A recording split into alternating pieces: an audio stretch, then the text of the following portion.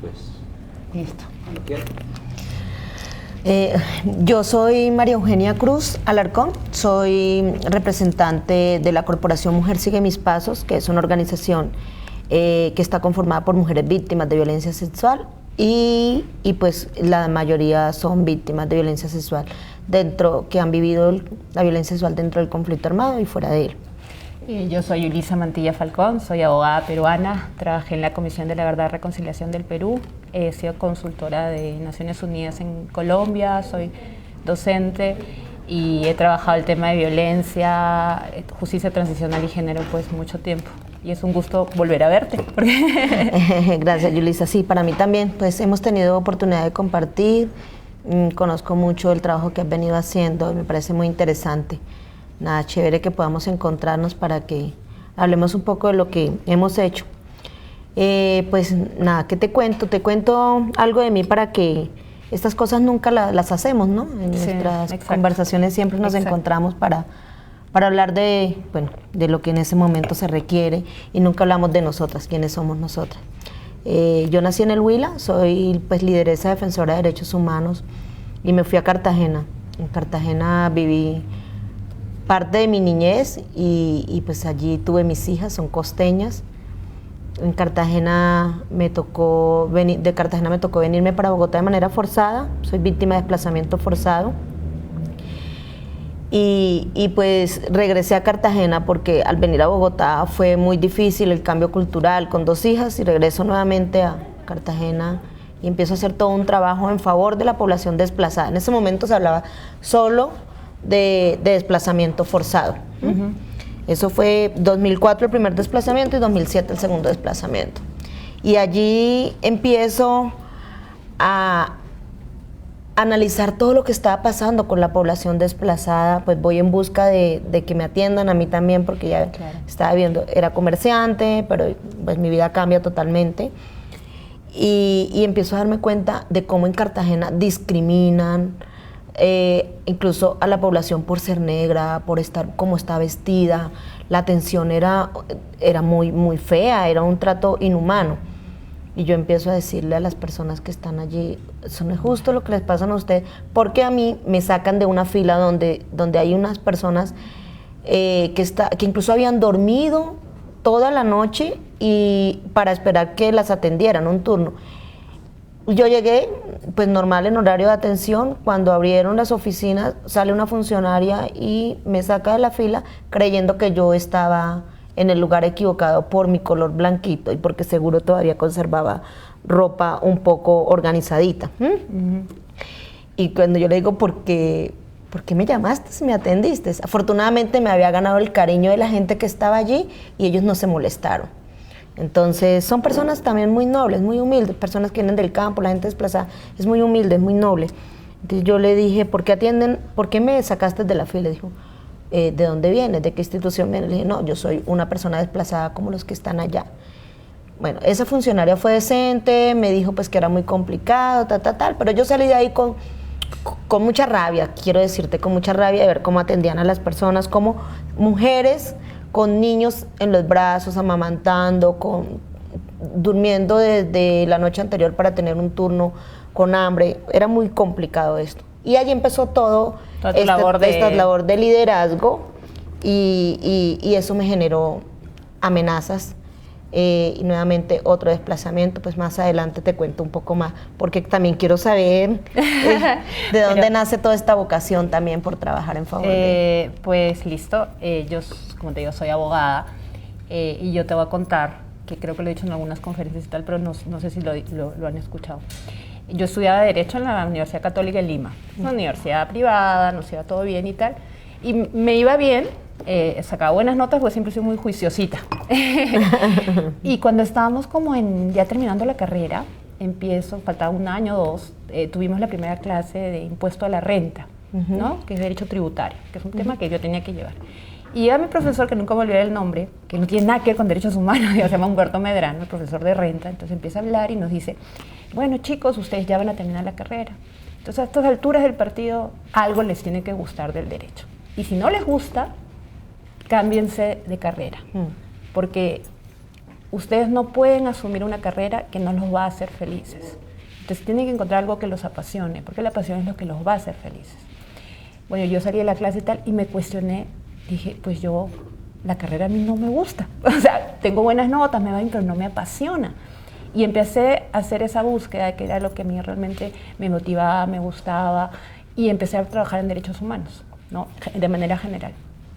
En ese momento, pues Perú sufría el tema de la subversión, del conflicto armado. Estoy hablando del 92 más o menos, hubo una bomba en Tarata, que es un barrio de Miraflores, un barrio urbano y tal, que justo ayer se han cumplido un aniversario más de esa bomba. Y en esa circunstancia fallece una compañera de estudios.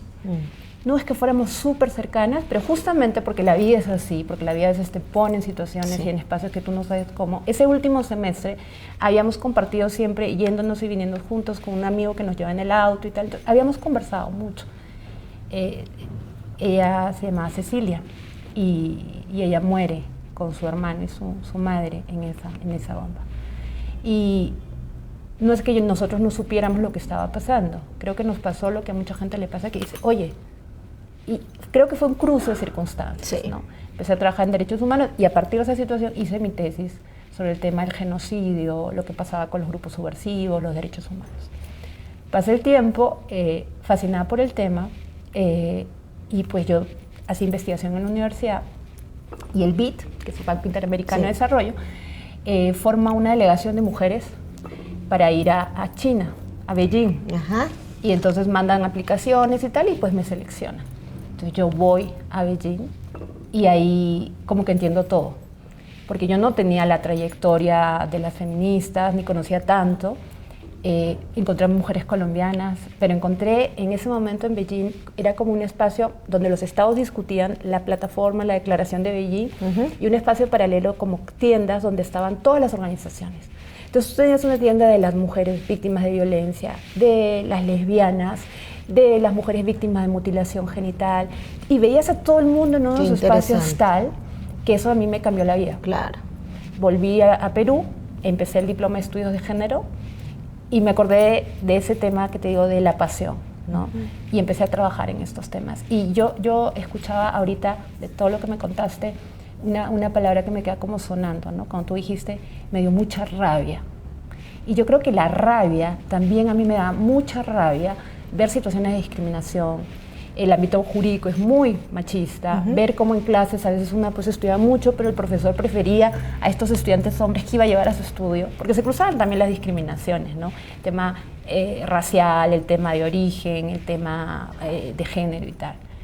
Entonces, como que digamos, ahí fui trabajando en estos temas, pero era un trabajo académico, de estudios, de reflexión, y el primer espacio, digamos, directo con víctimas fue cuando entré a trabajar en la Defensoría del Pueblo y fui parte de un equipo que dirigía la defensora en ese momento, Rocío Villanueva. Investigamos los casos de esterilizaciones forzadas. Sí, yo conocí esa investigación. Y ahí fue terrible, ¿no? Porque era encontrar a mujeres, esto te estoy hablando de la década de los 90. En esta semana, estamos en 2015, en Lima, salió recién el tema de la investigación nuevamente, porque ellas siguen buscando justicia, se cierra la investigación, se abre. Y han salido fotos de lo que pasó en ese momento. Estamos hablando de un tema de impunidad, un tema terrible y un tema, por eso el tema de la rabia, ¿no? Cómo la rabia también te moviliza. Porque la rabia, en verdad, como diría Bucay, es como un disfraz del dolor, ¿no es cierto? A veces uno le duele tanto ciertas cosas propias y ajenas que necesita pues un espacio para encaminar eso. Yo sí te puedo decir que a veces cuando me pregunto, y también te iba a preguntar eso, o sea, a veces uno se cansa, a veces uno siente, ay, ya no más. Pero creo que hay este tema de la pasión, que decía mi profesor de impuestos. Sí, ese es el motor. Es ese motor y ese sentir que uno puede ser un agente de cambio aunque sea pequeñito. Claro, de eso se trata, ¿no? De que cuando tú eres consciente de una realidad que de verdad en la que sientes que tú puedes hacer algo y que puedes hacer que puedes al menos hacerlo visible, eso te motiva. Pero además esa pasión, yo creo que sí, yo creo que todas las personas que trabajamos en derechos humanos tenemos que tener ese motor grande que debe ser esa pasión. Y yo digo, claro, a veces digo, esto es esquizofrénico, porque uno no para, uno sabe que a veces uno tiene rabia, siente dolor, impotencia, hay muchos desaciertos, a veces es por aquí o es por acá, pero la pasión te mueve. Yo me apasiono mucho más cuando encuentro respuestas y cuando encuentro vacíos de toda la injusticia que se ha cometido con las mujeres. Allí es cuando yo más me apasiono. Al llegar en el segundo desplazamiento, llego aquí a Bogotá y me encuentro con una cantidad de cosas que vivo yo personalmente, pero que ya había vivido, había visto con las mujeres desplazadas, y nos juntamos las mujeres a decir, bueno, pero ¿qué vamos a hacer? 2008 emite la Corte Constitucional el auto 092, y ya casi todas conscientes, las lideresas conscientes de que había algo en la ley que no nos había tenido en cuenta nosotras. Entonces dijimos, no, esta va a ser nuestra herramienta. El auto 092 se convierte en una agenda propia de nosotras, ¿sí? Que nos permite, que nos identifica mucho porque habla de vivienda, de salud, temas que solamente le interesan a las mujeres. Vivienda, salud, educación, esas agendas pues no las mueven los hombres, sino las mujeres. Entonces nos organizamos, pues ya veníamos como organizadas pensando qué hacer, la Corte nos da esa herramienta y empezamos a hacer todo un trabajo con organizaciones de mujeres y con mujeres lideresas y mujeres desplazadas para pensarnos qué propuestas haríamos, porque el gobierno da unos tiempos. En ese momento era acción social, el gobierno de Uribe, acción social, todavía no estaba la ley 1448. Sí. Y entonces, esperando porque la Corte le decía a las instituciones del Estado, especialmente Acción Social, que nos convocara para que recogiera nuestras propuestas, y no nos llamaron. ¿Qué hicimos nosotros con todas esas propuestas? Fuimos a la Corte, mire la movilización tan bonita, fuimos a la Corte y le dijimos a los magistrados, mire, este auto para nosotras es muy importante y aquí tenemos unos lineamientos de lo que nosotras creemos que debería tener esos programas, 13 programas de los que hablaba el auto. Pues, aunque suene difícil creerlo, ¿cómo te parece que esta construcción conjunta, este aporte tan importante que estábamos haciendo las mujeres, nos genera riesgos? Claro. Y empiezan a amenazarnos, empiezan los hostigamientos, amenazan a nuestros hijos, seguimientos, ataques, amenazas, abusan sexualmente a varias compañeras. En ese momento, incluso Angélica Bello fue abusada sexualmente como castigo, pues por un lado por estar cuestionando y exigiendo, pero por otro lado también porque nosotras creo que ya no estábamos tan subordinadas a las organizaciones mixtas, sino que la movilización que nosotros habíamos generado con todas las mujeres había sido tan grande que, porque todas veníamos de organizaciones mixtas, entonces ya nosotras ni siquiera atendíamos como a las reglas y reglamentos de la organización, y esto también generó cambios y generó rabia y malestar incluso entre los mismos compañeros varones, ¿no? A Angélica la abusan sexualmente y le dicen, esto le pasa por estar jodiendo con ese auto, y lo mismo le va a pasar a todas las mujeres. Y fue una cosa muy complicada, porque es que cuando atacan a una mujer y cuando la abusan sexualmente a una mujer, no solamente la agreden a ella, también nos agredieron a todas. Claro. A todas nos agredieron. Claro. Fuimos a buscar que el Estado nos protegiera y no nos protegieron. Nos tocó acudir a la Comisión Interamericana de Derechos Humanos, allí nos acompañó la Casa de la Mujer y la Defensoría del Pueblo. En ese momento estaba Pilar Rueda en la Defensoría del Pueblo, pues estaba Cisma Mujer. Habían organizaciones de mujeres muy reconocidas, pues que nos acompañaron, porque si no hubiese sido por ellas, pues tampoco estuviéramos seguramente ni vivas.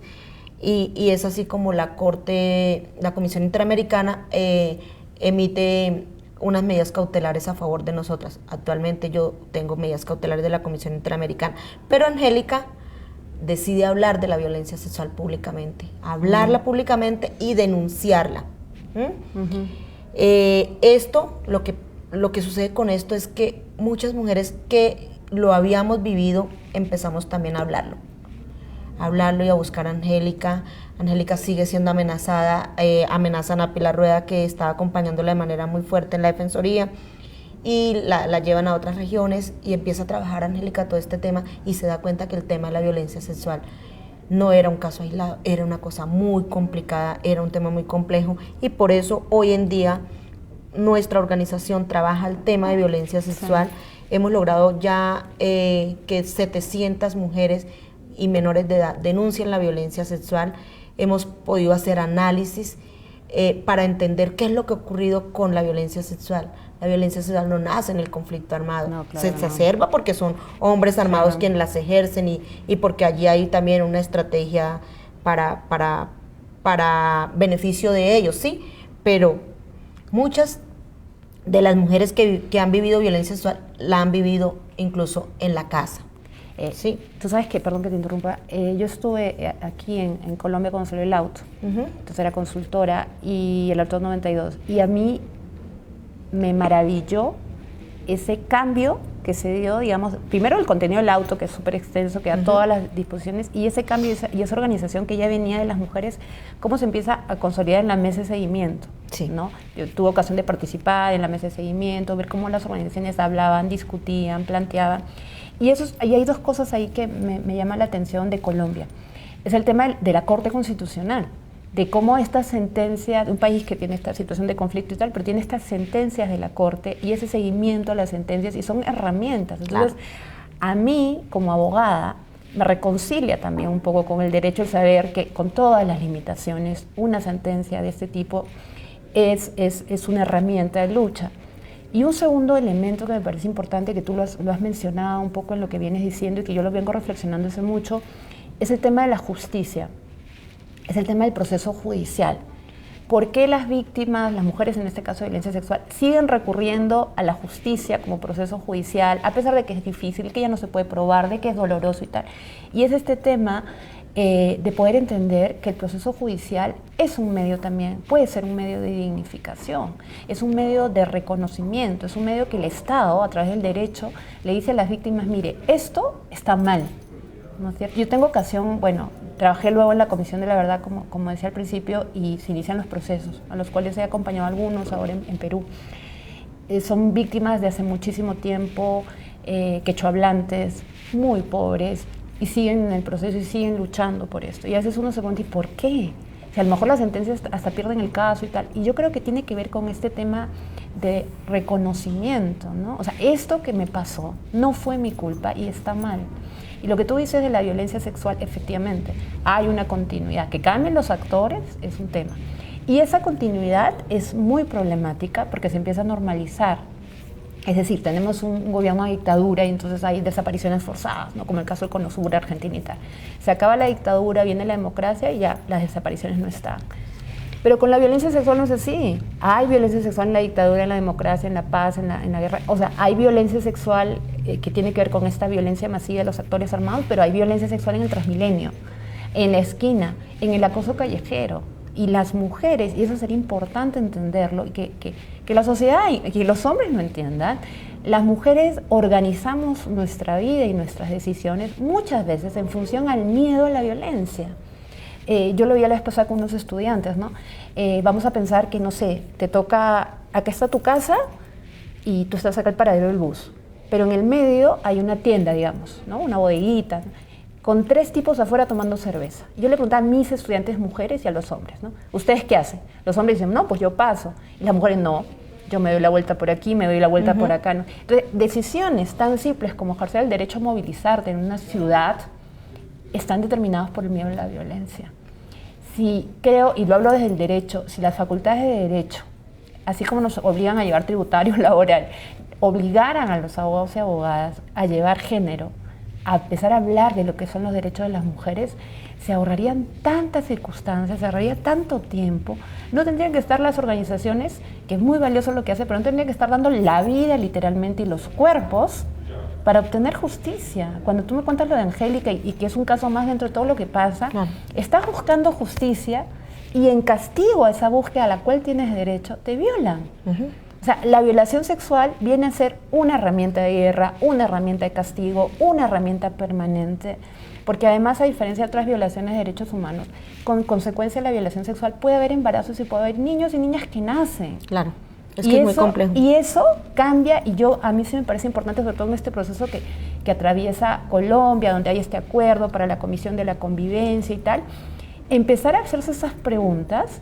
¿Qué ha pasado con esos hijos de la guerra? ¿Dónde están? ¿Cómo puedes construir, y hablo de Colombia, hablo de Perú, hablo de Guatemala, cómo puedes pretender construir una sociedad en paz, con futuro, cuando tienes generaciones de niños y niñas que no saben quiénes son sus padres y que han nacido en un hecho violento y aberrante? O sea, más allá de reconciliar el país o de firmar la paz, ¿cómo hacemos para construir una sociedad en la cual esta circunstancia se vea como gravísima? Yo siempre, bueno, tú me conoces, venimos a reuniones y tal, me dicen a veces que ya hay mucha comisión de la verdad, hay mucho informe, en Colombia hay muchísimos, es cierto. Sí, claro, hay mucha información. Y yo siempre cuando me dicen eso hago esta pregunta: listo, deme la estadística de los niños y niñas nacidos de la guerra y dónde está. Y nadie tiene esos datos. Claro, ¿y qué me dices con el tema de violencia sexual? Es el delito que, como tú lo dices, el que mayor impunidad presenta, en el que menos las mujeres han podido acceder a la justicia, y es un reclamo permanente de las víctimas de violencia sexual. Claro. Y no era que las mujeres no quisieran denunciar, era que finalmente las revictimizaban, la misma institucionalidad las volvían a amenazar, las volvían a violar, no tenían condiciones. Y creo que la corporación ha hecho un trabajo que el Estado lo reconoce como muy importante, porque ha logrado generar condiciones para que las mujeres hablen de la violencia sexual. Mire, claro, lo importante que es cuando uno ha vivido la violencia sexual, al menos hablarlo, que la escuchen, que se reconozca que es víctima de un delito. Nosotras, en el trabajo que hemos hecho, incluso hay mujeres que ni siquiera sabían que esto era un delito, porque claro, ellas se sentían culpables, ellas eran las que sentían vergüenza, pero que además la institucionalidad les había dado la espalda. Al nosotras hacer todo este trabajo, ellas vuelven nuevamente a sentirse dignificadas, a sentirse reconocidas y a sentir que tienen derechos. Por eso nosotras creemos que este proceso no puede dejar por fuera el tema de la violencia sexual. Claro. El tema de la violencia sexual es un tema muy importante que para un proceso de paz debe tenerlo, debe atenderlo, pues debió haber sido atendido desde hace mucho tiempo, para que las mujeres no tuviésemos que vivirlo. Pero esta es una oportunidad importante, no para utilizar el tema de la violencia sexual como lo han querido utilizar para culpar al uno más que al otro. Mira, aquí hay una responsabilidad, claro, donde todos tienen que asumirla, porque claro, lo que ha pasado con las mujeres es responsabilidad del Estado, es responsabilidad de los actores armados, del hombre, porque finalmente la mujer ha estado expuesta porque los hombres se han creído siempre superiores a ellos y han hecho con nosotras lo que les ha dado la gana. La violencia sexual es, como dices tú, es la agresión más aberrante que han cometido contra nosotras, pero además de eso, todo se acomodó para que lo calláramos. Y el daño que se le haría a las mujeres y se le haría a este país si el tema de la violencia sexual no se resuelve en este proceso. ¿Sí? Creo que la justicia transicional nos podrá ayudar. Nosotras estamos trabajando y estamos haciendo propuestas para que en la justicia transicional se recojan las propuestas desde las mujeres víctimas, desde las que hemos vivido la violencia sexual, porque resulta que el proceso de justicia y paz en el que se lograron que los paramilitares se desmovilizaran, este proceso, yo digo, dejó por fuera a las mujeres, porque las que vivimos la violencia sexual creemos que es importante que quien me violó sea castigado, sancionado, judicializado, ¿sí? Sí. ¿Y qué pasó? Que allí solamente buscaron es castigar a los máximos responsables. Con la violencia sexual esto no puede ser posible. Y ahí hay dos puntos importantes que yo te quiero comentar. Uno tiene que ver con este tema de la justicia transicional, de cómo a veces se hace selección, priorización, yo sé que eso se está discutiendo en Colombia, pero qué importante es tener claro que los criterios de selección y priorización que se van a aplicar a todas las violaciones de derechos humanos no pueden ser los mismos que para la violencia contra las mujeres y la violencia sexual.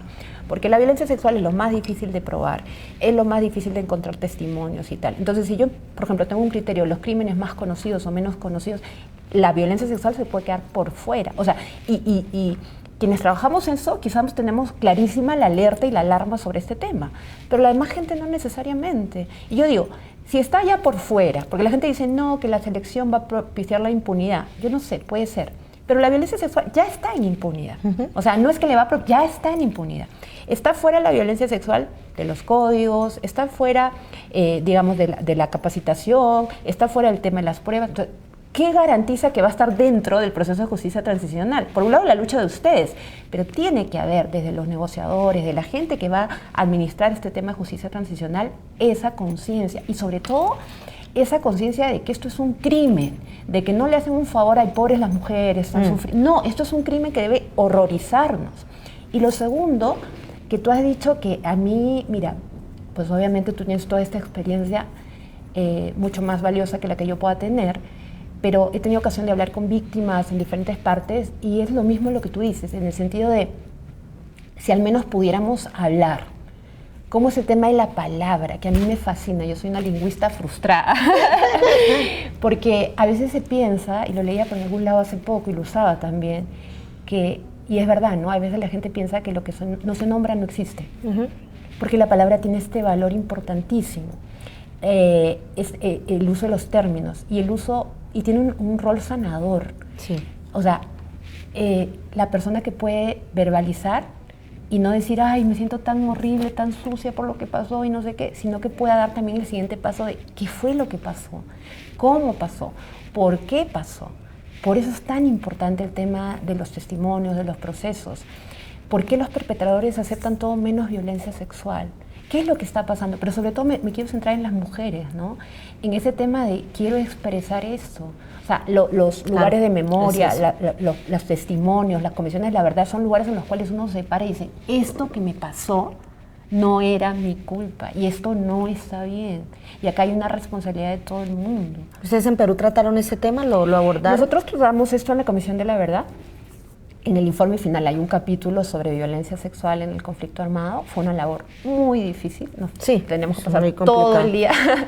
Porque a diferencia de lo que está pasando en Colombia, que ha habido todo un trabajo de las organizaciones y ha habido toda una documentación que ha hecho IMP, SISMA, ustedes mismas, regional y tal, en Perú se llega a la Comisión de la Verdad con la idea que había desaparición, masacre y tal, pero que la violencia sexual no había pasado. Y si había pasado era como por ahí unos casitos aislados.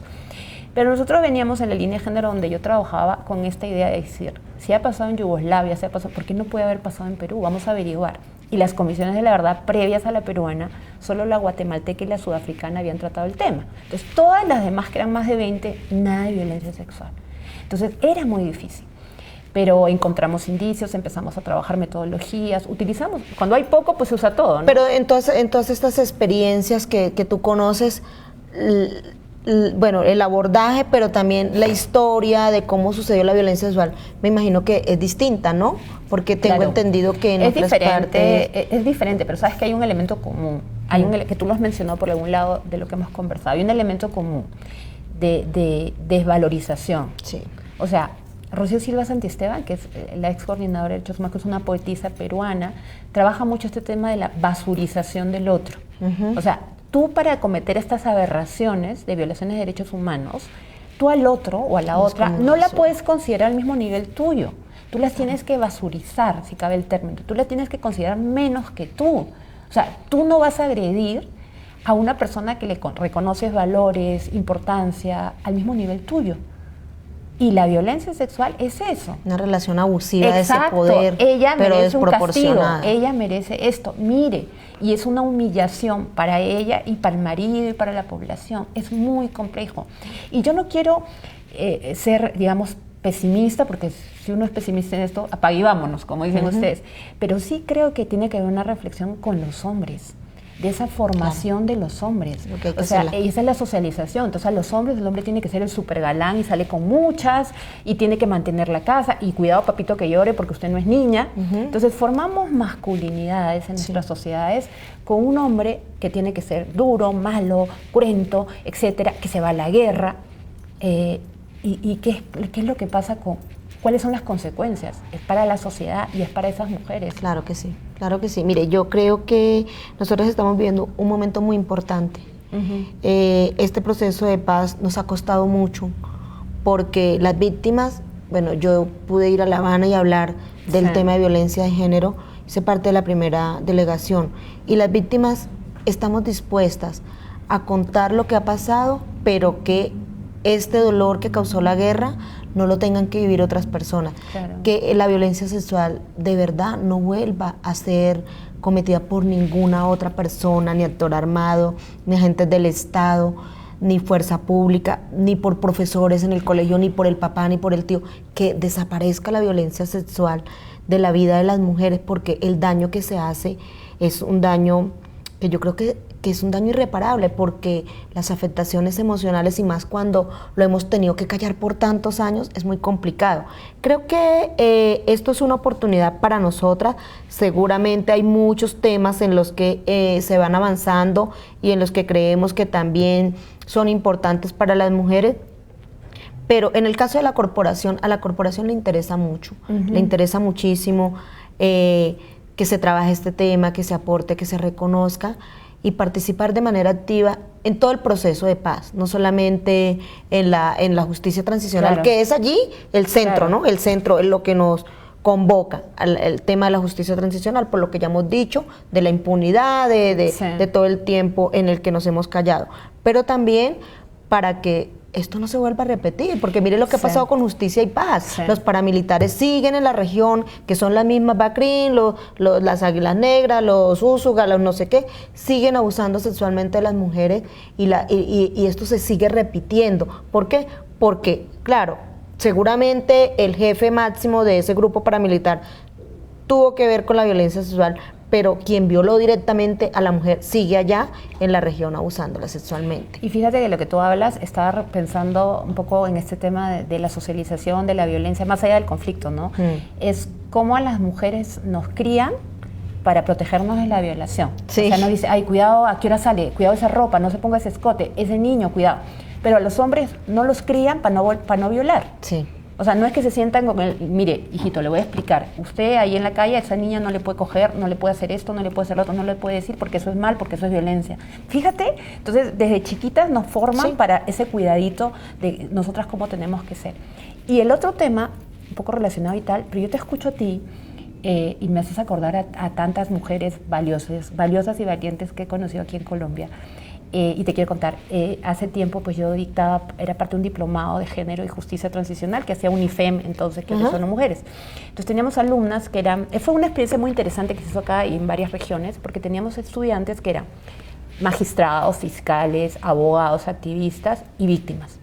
Todos en la misma aula de clase, ¿no? Se hizo una selección con de justicia, con la Universidad del Rosario, para tener a todas las mismas personas en la misma aula de clase. Entonces tú tienes una víctima y tienes un fiscal de justicia y paz. A ver, pues, o sea, hablen y tal. Bueno, fue una experiencia valiosísima. Pero en el diplomado de Bogotá, yo me acuerdo que tenía fue el primer diplomado, tenía alumnas de Amor, de Antioquia, tenía alumnas de Narrar para Vivir, tenía alumnas de Cisma, me parece.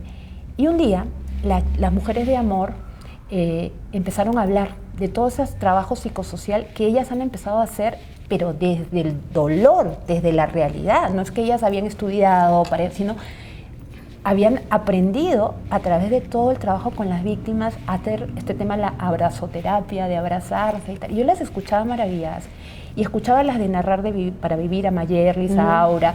Sí, porque vamos por aquí, vamos acá. Y yo te digo honestamente que yo era la profesora, la docente. Yo escuchaba y decía, ¿cómo hacen? Y te podría hacer la misma pregunta a ti, ¿cómo haces? ¿O cómo hacen para no rendirse, para no tirar la toalla, para no mandarse lejos? Y hice esa pregunta, porque fue una clase muy linda, y dije, yo les tengo que hacer esa pregunta. Y yo sí quisiera que alguien me pudiera responder. Recuerdo que Aura, de Narrar para Vivir, se paró y me dijo, es que nosotros no queremos que a nuestras hijas les pase lo mismo. Y además nosotras por esta lucha hemos aprendido, sabemos cómo es la resolución 1325, sabemos esto, y sabemos que podemos ir en la región, a las veredas, y a contarles a más mujeres. Y yo me quedé impresionada por esto, y yo nunca me he olvidado de eso, porque cuando, más allá del trabajo que uno hace, pues uno en la vida tiene problemas, y lo pasa duro, y tiene pérdidas, y tiene dolores. Y me acuerdo siempre de ustedes. Claro, en una ocasión también Pilar Rueda hizo esa pregunta. Bueno, pero si a ustedes las amenazan, si ustedes tienen que dejar a sus hijos a veces solos en la casa, si les amenazan a sus hijos, si las han abusado sexualmente, si hacen esto en unas condiciones tan precarias, que no tenemos a veces las condiciones para poder hacer esto, ¿por qué lo hacen? Entonces salió una compañera y dijo, porque yo creo en el cambio. Y yo creo que es eso, porque a partir de todo este conocimiento que vamos adquiriendo de que hay leyes, que hay normas que nos protegen, decimos, bueno, pero ahí están, vamos a conocerlas, sí, vamos a exigirlas y creemos que se puede cambiar, que todo esto que hemos vivido las mujeres se puede cambiar y no tienen por qué volver a vivirlo ni nuestras nietas ni nuestras hijas. Las mujeres no tienen por qué volver a vivir esto en la medida en que como esto es un asunto de mujeres, lo sigamos moviendo, no nos acobardemos, a pesar de las amenazas, a pesar de todo lo que pasa. Obviamente hay un poco de miedo en algún momento, pero el estar acompañadas entre todas, el estar todas juntas, eso nos permite sacar el valor de poder seguir haciéndolo. Yo quiero decir que esto no lo hemos logrado solas, hemos contado con muchas mujeres, con organizaciones. Mire que el presidente de la Comisión de Género, el magistrado Néstor Raúl Correa, es un hombre súper comprometido, me ha llevado a mí, yo digo, pero yo qué voy a enseñarle a jueces y a magistrados, me ha llevado a mí a que yo les cuente la experiencia y los capacite también a ellos. Tenemos el director de la Fundación Challenger, Luis Evelio, un hombre de la empresa privada, súper comprometidísimo con nosotras. Ya nos ha dado una sede, nos ha dado una casa muy hermosa. Dice, el trabajo que ustedes hacen es importante. ¿Qué puedo hacer yo para que ustedes no tengan que volver a vivir todo esto que han vivido? Sí, entonces uno reconoce a Alejandro Mato, Iván Cepeda. Hay hombres también aquí que están súper comprometidos en que esto no vuelva a pasar. Entonces, ¿cómo digo yo? ¿Por qué lo sigo haciendo? Pues porque sé que hay personas muy buenas, hombres y mujeres, que quieren que de verdad esto no siga pasando, y en la medida en que ustedes nos acompañen, en que propicien estos espacios, el Centro de Memoria propicie estos espacios para que nosotras hablemos de esto, hagamos visible esto, para que la sociedad reconozca lo que ha pasado con las mujeres, pero lo importante que es que las que tenemos el valor de hacerlo, pues no nos sintamos solas. Entonces yo creo que en la medida en que esto se logre, van a ver los cambios y las transformaciones que queremos. Porque además es lo que tú decías hace un rato, ¿no? Que me ponía a reflexionar en el caso concreto de la violencia sexual, ese impacto tan masivo que tiene y ese dolor y ese daño. Porque una cosa es el daño físico, porque hay enfermedades, porque hay golpes, porque hay problemas de salud sexual y reproductiva, y otra cosa es ese daño emocional y ese dolor que acompaña. Yo hace poco estuve en Medellín, en un evento que organizó el gobernador Fajardo, sobre el tema de paz con mujeres, que fue súper interesante. Y hablaba de estos temas, ¿no? Y cuando termina se me acerca una lideresa y viene y me abraza y se pone a llorar. Y me dice, es que lo que usted dijo, que era efectivamente esto que estamos diciendo del dolor, cómo uno aprende a vivir con ese dolor, es una cosa que yo vivo todos los días. Y eso le había pasado hace mucho tiempo, ¿no? Y yo, acá me acuerdo de un chileno, Garretón, que era alto comisionado de derechos humanos, que él decía, cuando la gente decía, ay, pero ¿para qué siguen investigando esa masacre que pasó hace mucho tiempo? Él decía, no, mientras no haya justicia, la masacre sigue pasando todos los días. Mientras no haya pedidos de perdón o de reconocimiento, porque no es solamente que venga y diga, ay, qué pena, sino yo reconozco lo que está pasando. Y a partir de ahí.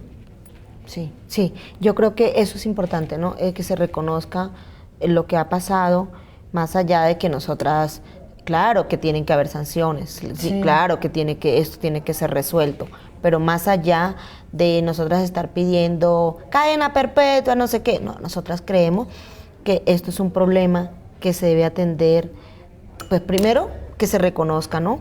Y segundo, pues que quienes han tenido que ver con esto se hagan responsables. Creo que toda la sociedad es responsable de lo que ha pasado con las mujeres, el Estado colombiano, autoridades, grupos armados, aquí todos son responsables de lo que ha pasado con nosotras. Y en la medida en que esto se reconozca, se va poniendo a saldo con esa deuda que tienen con las mujeres, ¿no? Porque el tema de la violencia sexual cayó y generó mucho dolor. Uno cuando va a estas jornadas, las mujeres dicen, gracias por haberme escuchado, me he quitado un peso encima, ya esta carga que traía la liberé, aquí la dejo botada, aquí la dejo tirada, solo con hablarlo, solo con que las escuchen, se les escuche.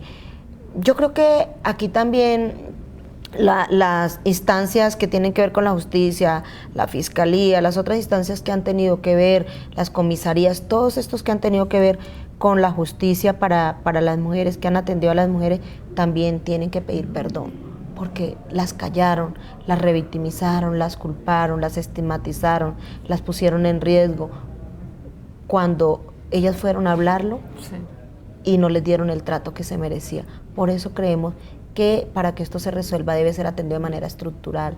Y ¿sabes qué? Yo creo que tiene que ver con todas estas dimensiones de la justicia transicional, que digamos era el tema que nos guiaba, con el tema de la verdad, con el tema de la justicia, la reparación y la memoria. Me parece muy diciente estar acá en un centro de memoria hablando de estos temas y haciendo memoria, porque lo que estamos hablando van a ser... Yo escuchaba hace poco a Marta Nubia de ello, en un evento que hubo acá hace poquito, hablando sobre el tema de la memoria y las mujeres, y ella a mí me maravilló, pues ella es maravillosa, cómo hablaba del tema del espacio del centro de memoria, de la memoria, de lo que va a ser el Museo de la Memoria, con un espacio de dignificación y respeto a las víctimas, un espacio también de espiritual, un espacio donde ellas puedan expresarse, y como ella hablaba diciendo, se van a admitir todos los discursos con toda la tolerancia, pero ningún discurso del odio ni de la discriminación. Y yo creo que por ahí viene uno de los inicios, porque mire, firmar la paz, se va a acabar formalmente la guerra, pero la guerra que no se va a acabar es la guerra que el ser humano puede seguir generando y repitiendo en los conflictos diarios si no empieza a hablar de otra manera y a pensar de otra forma. De hecho, el presidente ya lo pidió, ¿no? Sí. Y yo creo que eso es un llamado que hemos hecho nosotras, ¿no? Como desescalar como el lenguaje, ¿sí?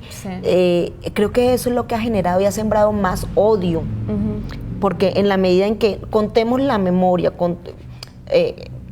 contemos en esta memoria, contemos lo que ha pasado, pero sin que esto esté culpando al uno más que el otro, porque aquí no podemos hablar. Sí, claro, hay algunas personas que tienen que asumir la culpa de hechos puntuales, de cosas puntuales, pero aquí todos tenemos culpa de esto, porque bien lo dices tú cuando educamos los niños, los educamos con unos roles impuestos que generan después estos tipos de violencia, estos tipos de discriminación, siempre la mujer por allá, el niño por acá, y en la medida en que esto no se cambie, no se transforme, pues la memoria de nada sirve. Y yo creo que hay que hacerse cargo, eso, ¿no? Debe quedar, la memoria creo que, yo no sé, pero yo me imagino el tema de la memoria que sea parte de la historia, que permitió hablarlo, que permitió reconocer que pasó algo, pero que generó cambios y transformación, para luego poner el segundo capítulo de la memoria. Mire, yo quisiera saber cómo ustedes, en todo este trabajo que hicieron de memoria, cómo, o sea, el resultado que esto ha tenido, cómo ha sido el compromiso también, ¿no? De todas las personas y del gobierno. Yo ahí, pues obviamente es un comentario que hago tantos años después, porque la Comisión de la Verdad terminó en el 2003, o sea, hace 12 años. Mi impresión ahora es que en materia de justicia transicional en el Perú se hizo un esfuerzo enorme que tuvo que ver con la coyuntura, porque Fujimori pues se había ido al Japón y tal, y el gobierno transicional de Paniagua, que fue uno de los mejores gobiernos, crea la Comisión de la Verdad. Entonces, como que todos los esfuerzos estuvieron en la Comisión de la Verdad y en el informe final de la Comisión de la Verdad y tal. Lo que ha seguido en materia de reparaciones y justicia es muy precario. Entonces, solamente, yo siempre doy este dato que me parece muy diciente, ¿no? Nosotros en el informe de la Comisión de la Verdad identificamos 527 mujeres víctimas de violación sexual, identificadas con datos en la base de datos, 527. 12 años después, en violencia sexual hay solo 16 procesos abiertos. Imagínese. Ni una sola sentencia, ni una ni por error. Entonces, eso te habla de la precariedad del asunto. Y es lamentable, todos los años es el aniversario del informe que se entregó en agosto, ya va a venir otro, y entonces va la gente y van a los memoriales, pero la misma gente de las ONGs, de las víctimas, los que trabajamos ahí y tal. Eso es una tristeza. Sí, lo mismo que pasa aquí, ¿no? Aquí en medicina legal, bueno, los que se acercan a medicina legal tiene documentado más de 20,000 casos mensuales, creo que son. No me gusta dar cifras porque uno se puede equivocar, pero el número tan grande de casos en los que las mujeres tienen el valor de ir a denunciarlo, y sentencias prácticamente no conocemos, son muy poquitas. Pero en comparación a a todas las denuncias que hay frente a la violencia, aquí hay muchas más denuncias. Nosotras nada más tenemos 700 y sabemos que hay muchas otras más denuncias que las mujeres han venido, no solamente en ocasión del conflicto armado, también por fuera de él, ¿no? Pero ¿sabes lo que a mí me gustaría también anotar de la diferencia del caso peruano, ¿no?, con el colombiano? Era un conflicto que duró menos y se hizo la Comisión de la Verdad post-conflicto. O sea, supuestamente hubiera tenido que ser, entre comillas, más sencillo. Claro. Pero tú ves que la polarización se mantiene y hay una situación muy grande en el Perú, y que no sé si todo el mundo es consciente, todo el mundo cree, de discriminación racial y étnica. Sí. Entonces, es una discriminación tan fuerte que todo lo que... El conflicto se inicia formalmente, digamos, en Ayacucho, en la Sierra Sur, con población, y las primeras víctimas, indígenas. La gran mayoría de las víctimas son población campesina quechua-hablante, ¿no? En Lima, nosotros vivíamos otra vida, ¿me entiende? Entonces, el conflicto estaba ahí, y yo te lo digo porque para que miremos lo que está pasando. Está hablándote de los 80. Víctimas ayacuchanas, huancavelicanas, víctimas de la sierra, de la selva, de los pueblos amazónicos, de los ayánicas, que fueron casi exterminados por Sendero Luminoso, etcétera. Pasa el tiempo, y te digo que la reparación no está funcionando, tampoco los procesos judiciales. Pero si tú ves eso, te estoy hablando de los 80, si ves en la década de los 90, las esterilizaciones forzadas durante el gobierno de Fujimori, el mayor número de víctimas han sido mujeres pobres, quechohablantes, campesinas o de la Sierra Norte, etc. Y te quiero contar un caso que me parece que es muy diciente de lo que trato de expresar. Hace un par de años en Perú hubo un tribunal de conciencia organizado por los movimientos de derechos humanos de mujeres, ¿no? Organizaciones de mujeres, estaba Demus, la coordinadora y tal. Entonces hicimos un tribunal simbólico, un poco lo que hicieron acá en Colombia hace un tiempo, para víctimas de violencia sexual y de esterilizaciones forzadas. Fíjate que las víctimas pues hablaban con un toldo ahí para que no se les viera el rostro, para poder dar su testimonio, estuvieron jueces simbólicos, y a mí me tocó ser como experta dando un peritaje, ¿no?, sobre el tema de la violencia y tal. Entonces, hablan las víctimas de violencia sexual, una cosa aterradora, el tema de la injusticia, cómo habían sido violadas, y en la tarde hablan mujeres víctimas de esterilización forzada, los familiares, ¿no?, porque habían muerto y tal, sobre todo los familiares. Y cuando termina el tribunal se me acerca una persona, una mujer, que durante años ha luchado porque se reconozca la violencia sexual que sufrió en el conflicto armado, y hablando con ella me dice, fíjese que yo nunca he dicho que a mí también me esterilizaron. Entonces, digamos, la victimización de ella era de diferentes maneras, pero había estado centrado en esto. Entonces, ahí lo que quiero expresar es cómo, más allá de los actores, es la misma discriminación. Las pobres entre las pobres, las mujeres campesinas, las mujeres quechohablantes, que son las que siguen pidiendo justicia. Yo sé que no, que esto es una especie de concurso que nadie quiere ganar, a quién le va mejor, a quién le va peor, pero sí veo avances en Colombia, yo te escucho, y ya quisiera que hubiera un espacio en Perú donde se pudieran sentar víctimas de organizaciones, hablar en un centro urbano y decir, mire, pasó esto, y recibir el mismo respeto, la misma escucha. Es muy difícil porque tienes los conflictos sociales, tienes los niveles de educación. Ahora mismo en Perú estamos pasando lo que es el friaje, o sea, las temperaturas bajísimas de frío, las heladas, en la Sierra Sur, en Puno, en el límite con Bolivia. Y se están muriendo los niños. Todos los días se mueren niños del frío. Entonces la gente dice, sí, las temperaturas heladas, etcétera, se mueren de frío. Esos niños no se mueren de frío, se mueren de pobres, porque temperaturas más bajas están en Suecia, pero el Estado invierte en calefacción y tal. Entonces todos los años hay friaje, todos los años se sabe que va a pasar esto, y todos los años los niños se siguen muriendo. Entonces la gente se organiza, les mandamos una frazadita. No, el Estado, ¿por qué no? Y entonces por eso te digo, hay que empezar a mirar más allá del conflicto, bueno, hablo del caso del Perú, más allá del conflicto armado, las condiciones, cómo se han venido manteniendo de discriminación y de exclusión. Y una lección que creo Colombia podría sacar es, más allá de firmar la guerra y de esta violencia y de este conflicto, empecemos a ver las circunstancias comunes con discriminación o pobreza que pueden estar en otros ámbitos alejados de la guerra. Sí, yo creo que aquí hemos avanzado mucho, sí, eso hay que reconocerlo. Tenemos muchas leyes, muchas normas.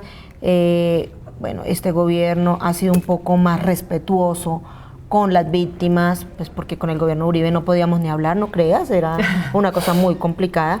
Bueno, con este gobierno al menos la institucionalidad nos reconoce y nos escucha. La unidad de víctimas ha avanzado en el tema de reparación con las mujeres víctimas de violencia sexual. Aquí hay muchos avances, pero yo creo que a mí que me gusta este proceso, incluso en una entrevista que tuve con un general en un programa de televisión, él me decía, pero ¿por qué tú dices que es distinto? Oiga, este es un proceso distinto a muchos otros procesos. Allí se están hablando de cómo resolver las causas que generaron este conflicto. Y lo importante es una guerrilla que se organizó para luchar por unas injusticias, pero también un gobierno y un Estado que está sentado allá que reconoce que estas injusticias sociales que causaron la guerra deben también ser resueltas. Entonces me parece que es una oportunidad también muy valiosa para que esa desigualdad en la que hemos estado las mujeres, sobre todo los niños, las niñas, sí, esto es muy doloroso. La mayoría de las víctimas de desplazamiento forzado son pobres, pero la mayoría son mujeres y son el mayor número de víctimas.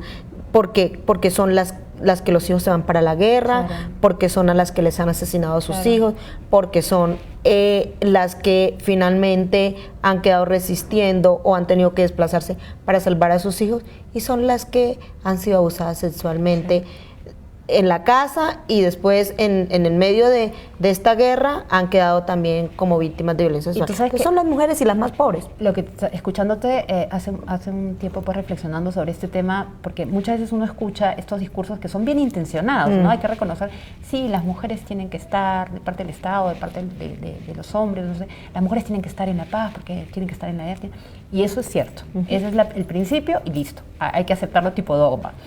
Pero yo creo que hay que dar un paso y que las personas que están negociando la paz deberían darlo. ¿Y por qué tienen que estar? Más allá que lo diga la CEDAW, más allá, ¿por qué? Ay, ¿sabe por qué? Porque donde se han muerto todos los hombres que estuvieron en la guerra, han estado esas mujeres viendo, mirando y recogiendo. Sí. Porque cuando había que huir, han sido esas mujeres las que han cogido a los chinos y han ido y no sé qué. Porque la violencia sexual que no me enseñaron como delito en la facultad, no aprendí, no sé cómo la valoración de la prueba y la prescripción y todas estas instituciones jurídicas, no, pero entonces, y el examen médico, la mujer que está ahí, por eso lo que mencionas del consejo me parece importantísimo, yo entiendo por qué te llevaron a hablar, para que ese fiscal y ese juez salga, digamos, de lo que hemos aprendido en la facultad y vea el caso real. Mire, el caso real es este. ¿Para qué? Para los temas de salud. O sea, donde no hay Estado, donde no hay acceso, donde hay miedo a los actores armados, ¿quién cura a los niños? ¿Quién cura a los enfermos? ¿Quién cura? Y salud física y salud mental. Por eso la experiencia de amor de Antioquia me parece tan importante. Porque estas mujeres, igual las de OFP, ¿no? De Asociación Femenina Popular, han aprendido a acogerse y consolarse en la práctica. Porque el tema de la abrazoterapia, más allá que esté diseñado o no, lo que decían estas mujeres de amor era, lo primero que hacemos es abrazar a esa víctima, porque ¿quién la ha abrazado? Porque el otro contacto con otro cuerpo ha sido un cuerpo de agresión, un cuerpo de dolor, entonces yo te abrazo. Y el abrazar es también sostenerte. Y yo cuando escuchaba esto decía, claro, uno puede pararse y decir, mira, tú eres la víctima y yo te abrazo, entonces yo te ayudo. No, porque cuando yo te estoy abrazando, tú me estás abrazando a mí, y yo también tengo mis dolores y tengo mis cosas, y tu lucha a mí me da fuerza. Todas esas dimensiones están en las mujeres. La memoria se debe construir con esas voces. ¿Para qué? Para que a futuro las mujeres, no se armen todas las instituciones y las mujeres lleguen al final. Yo creo que ese es el valor. Y lo que tú dices me parece tan importante. ¿Cuántas niñas? Y yo he leído, me acuerdo el caso de la Chiva Cortés, de este documento que salió en Una Pensante. ¿Cuántas niñas violadas por el papá durante tiempo y tiempo, pues prefiero irme al monte, pero claro, que quedarme aquí donde el papá me está volando? Entonces la violencia intrafamiliar o la violencia sexual en el hogar tiene que ver con la guerra. Claro, mire, Yulisa, o sea, eso que tú dices, de verdad, cada vez me convence de todo lo que nosotras hemos hecho. Mire, nosotros hoy tenemos una ley, la ley 1719, que es la ley de violencia sexual. Esa ley habla de este tema, del tema psicosocial, y cómo también se debe garantizar de que nosotras, las organizaciones de víctimas, yo decía, bueno, ¿quiénes hemos sido las que hemos hecho la primera contención emocional? ¿Quiénes hemos sido las que hemos sanado entre nosotras, porque el Claro. Estado estuvo ausente, porque el Estado no nos garantizó eso. Nosotras hoy podemos hablar y estamos resistiendo las mujeres a pesar de todo el dolor, porque nos hemos sanado entre nosotras. Y la ley reconoce que a las mujeres, y la Corte Constitucional también, se debe valorar mucho todo este aprendizaje, todo esto que ha hecho las mujeres. El tema de salud también lo recoge la ley Claro, 1719. sí, es cierto. Todo cómo se debe tipificar también el delito de violencia sexual. No es solamente, bueno, pero si no hubo penetración, no. Cómo se debe investigar. Entonces yo creo que lo que hemos hecho nosotras es tan valioso y tan importante, y los aportes que hemos hecho desde lo que hemos vivido, que el Estado hoy lo debe valorar más que nunca, y sobre todo en un proceso de paz. Porque fíjate que el tema volviendo otra vez al tema de la memoria, cómo estas mujeres que lograron resistir, que hemos sanado entre nosotras, bueno, hay cosas que se deben todavía atender. El tema de la violencia sexual pues afecta a la familia, afecta a la mujer, y esto se debe atender, ¿no? Pero cómo las leyes y todo el tema de que en la memoria quede esto, para que las políticas que salgan en el posacuerdo, los programas que deben estar muy enfocados a las personas, al territorio, a resolver todo esto, pues reconozca la voz de las mujeres allí, ¿no? Para nosotras esto es la oportunidad, es la oportunidad. Y mira, que yo tenemos. escuchándote ahorita que me hablas de la ley 1719, que yo soy consciente y he visto toda la lucha, estoy pensando, claro, soy abogada, Sí, claro. empezando en este valor simbólico de la justicia y de la ley. Más allá, porque la ley se pasó hace un año y tal, o sea, la ley no es solamente este documentico que ya lo pasó y lo firmó el presidente, esa ley tiene toda una lucha detrás, Sí. y tiene todas las posibilidades y es como un logro. Y yo pensando, ya que estamos en tema de la memoria, a mí me parecería tan importante documentar desde las mujeres el litigio. O sea, no solamente todo lo que se trabaja me parece fundamental, pero ir con estas abogadas, y no solamente las abogadas, ¿no? Las organizaciones que encontraron a esta mujer, que hablaron con ella, que fueron a un lado, y empezar a documentar La ley cómo habla buscan la del justicia, capítulo de la claro, memoria de cómo violencia buscan la sexual. justicia las mujeres. O sea, ¿qué hacen con un aparato que no fue pensado para ellas? ¿Cómo se empoderan en eso y qué van aprendiendo? Porque yo he tenido ocasión de hablar con gente pues de MP, y es valiosísimo todos los aprendizajes que los fiscales y jueces pues no aprenden en la universidad. No aprendemos eso en la Y universidad. ellos lo reconocen y yo creo que son muy humildes en eso, ¿no? En reconocer que hay cosas que no aprendieron en la academia, y hoy por eso pues también les parece muy importante hablar con nosotras, con las organizaciones que ya hemos venido avanzando en eso. La ley también recoge el capítulo de la violencia sexual en la memoria. En el Centro de Memoria. En el Centro de Memoria, pero yo creo, Yulisa, que esto se debe abordar. Bueno, nosotras hemos hecho una apuesta como corporación a hacer también como un trabajo muy importante allí, porque se debe abordar desde el inicio, desde donde nace, haciendo los análisis que se requieren, porque sería muy importante, sobre todo para los temas judiciales. Tú que eres abogada, sabe que todas estas cosas sirven también para una memoria judicial, ¿no? Y como ya, pues, yo creo que ya vamos a tener que despedirnos, quería recordar algo que escuché aquí en un evento. Veníamos pues varias personas hablando y estaba espero no equivocarme con el nombre, Gustavo Meoño, que es un guatemalteco que ha trabajado todo el tema de los archivos históricos, ¿no? Y estamos aquí en el externado, me parece. Y un estudiante del público le levanta la mano y le dice, oiga, pero mucha comisión de esclarecimiento histórico, mucho, ¿no? Todo lo que han trabajado sus archivos, pero mire, el juicio Ríos Montt se cayó y todos los problemas de Guatemala, impunidad.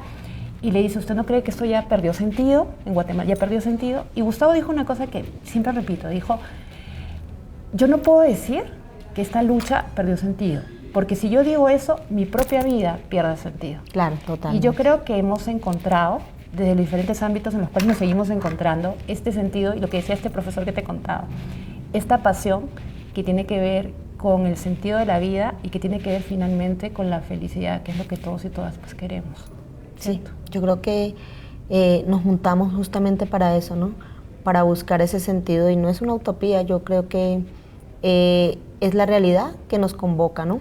Exacto. A motivarnos de que hay formas de transformar esta dura realidad que hemos vivido, y que el aporte que estamos dejando pues le va a servir también al futuro. Y a los aprendizajes, porque en esta conversación pues yo he aprendido muchísimo, siempre aprendo. Yo también de ti, de verdad que te admiro muchísimo. No, gracias, Yulisa, por compartir tu experiencia. No, gracias a ti por tu lucha. Gracias.